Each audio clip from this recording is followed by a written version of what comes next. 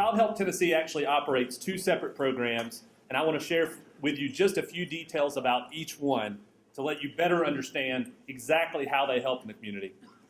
First, we have the Child Advocacy Center, which is just down the street from here. It is a safe, child-friendly environment where all the services for a child abuse victim are provided under one roof. Simply stated, it is a one-stop shop for child abuse victims. The second program that Childhelp Tennessee operates is the Foster Family Agency. The Foster Family Agency has been in operation for 8 years. Stephanie Perdue and her team work tirelessly to provide a safe and loving place for so many children. The FFA is especially proud of the children who have left the program for a forever home through adoption or through placement with a safe relative. A safe forever home is the focus for the kids in their care. Childhelp was recently recognized by the state of Tennessee for having one of the highest adoption rates of any foster care provider in the state. And they're looked to as really the group, and people want to know how they do what they do because they do it so well. Day after day, we try to get justice for these kids. And the reality of it is that it rarely has a happy ending. We can't take back the suffering that has already occurred, but we can try to make that suffering visible and assign responsibility to the adults who failed or betrayed those children. Forensic interviews, you have the child in a room. It's a safe, non-threatening environment. They're observed and recorded so that my office can use the information to properly charge those perpetrators. Interviewers tell the kids, I've heard it 100 times on video, I'm not here to talk to your mom, I'm not here to talk to your dad, your grandma. I'm here to talk to you. This is a safe place. It's a safe place for kids like you to talk about all kinds of things. And the kids generally do talk. As a child abuse investigator, my job is to ensure the safety and the well-being and the permanency of children on my caseload. And I rely on Childhelp and their ability to help children talk about what they've seen and what they've experienced, and it helps me make decisions about that child's safety. And for an example of one of the times that I've used Childhelp, the allegations for this family were child-on-child sex abuse. They were in a bus, and it was 3 little girls, and there was an older little boy that was on the bus, and he was bothering them. And there was allegations that he had touched them inappropriately. So we went into Childhelp, explained it to the family. It was a friendly environment for all 3 of the girls to talk privately, to tell their story as to what happened. Well, during that interview, it came out that mom and dad were driving their children around in the vehicle, and they were doing crack in a pipe. So the child was in a safe place where she could describe the color of the pipe, the flowers that were on the pipe, what mom and dad were doing. Dad was driving. Mom was playing on her cell phone. His dad was driving around Knoxville. And the 2 girls were sitting in the back seat playing on their DS. So an interview that I went into thinking that this was going to be maybe a little bit of holding hands or kissing on the cheek on a bus turned out to be much more, and it involved the safety of the home of these children. So after that interview, I was able to meet with the parents, address the problem, and mom and dad were removed from the home to ensure the safety of these kids. The police department facilities are not for children. We have some interview rooms that we take suspects into, but they're cold. They've got 1 or 2 chairs in them, blank walls.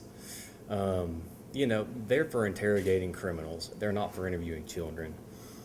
I won't assume that everybody here has been to Childhelp before, but when you walk in, it almost feels like a daycare. It's very comfortable, toys everywhere. The rooms that they use are very inviting. They're very warm. They're very friendly. The kids feel comfortable in them. I couldn't imagine trying to bring a child to a police facility with a police officer, with me with a badge and a gun, and try to talk to them about the things that they've been through. It would be impossible. 2 summers ago, I'm a teacher. I never go to the school during the summer. I'll just tell you right now, I just don't go. But I was moved into a new room that summer, and there was this, I don't know why it was painted this gosh awful orange.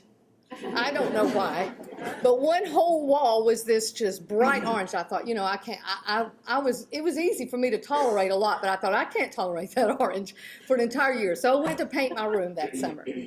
And I was there early one morning. No one was there except one young man, Jonathan. And he was an hour early to his appointment. He was meeting other students there. And we just sat down and talked.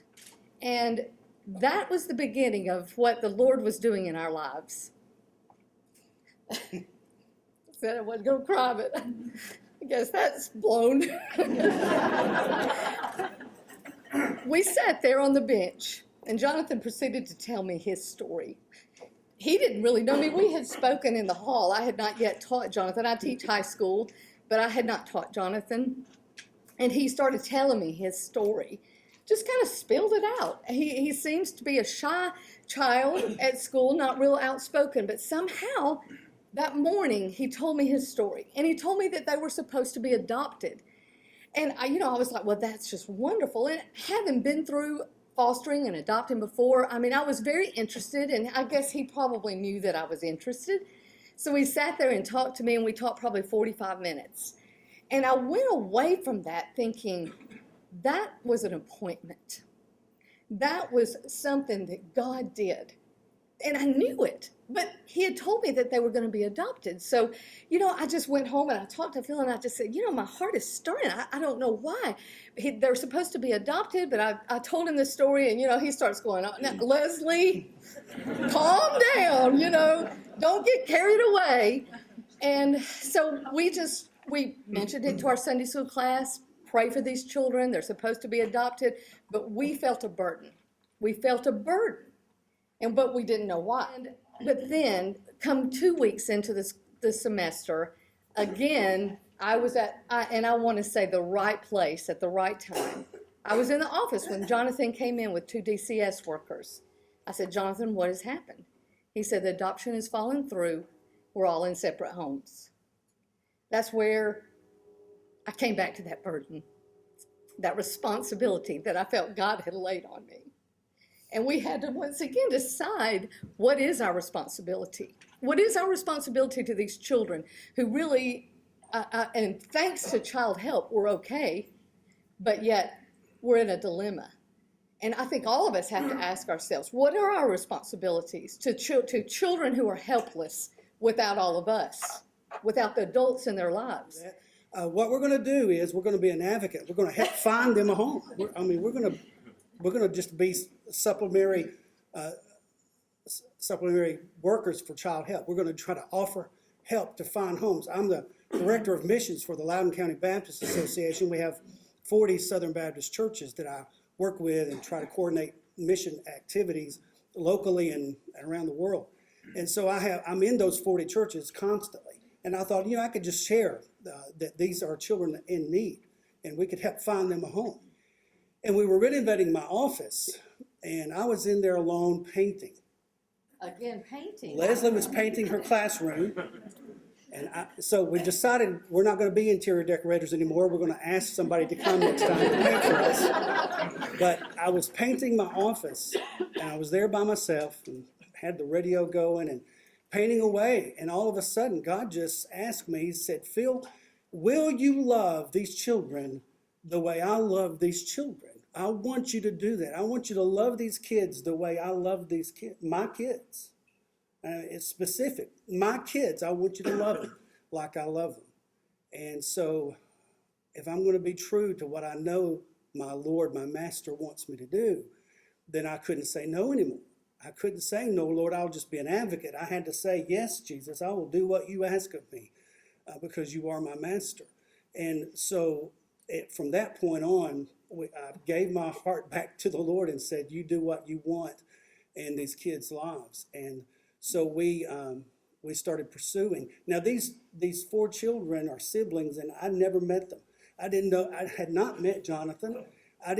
Leslie met him, but I didn't know him. And I didn't know what any of them looked like. And then all of a sudden, God just poured his love in my heart for these children, and children I'd never seen before. And it was just an amazing God thing, is all I can say. It's what God does. He moves in people's hearts to enable them to do.